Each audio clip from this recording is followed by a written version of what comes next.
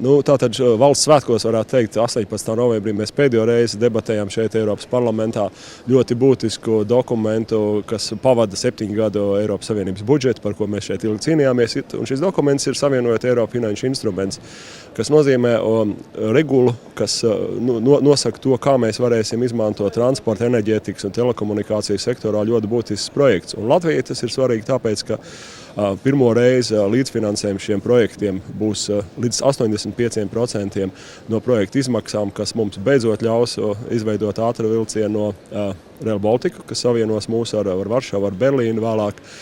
Tas nebūs ātrs projekts, bet beidzot mums ir iespējas to īstenot. Un varu teikt tā, ka pēc šīs regulas pieņemšanas, ja tas projekts netiek īstenots, tad vaina nav Eiropas institūcijās, Eiropas parlamentā, Eiropas padomē, bet vaina ir dalību valstīs un tās interešu grupās, kuras mēģina šo projektu bremzēt. Tā kā es aicinu visus pilsoņus Latvijā un arī citās Baltijas valstīs sakot šim projektam. Un turklāt otrs Baltijai ļoti nozīmīgs projekts. Ar šī projekta naudu mēs varam līdzfinansēt ļoti būtisku projektu, reģionālā sašķidrinātās gāzes terminālu.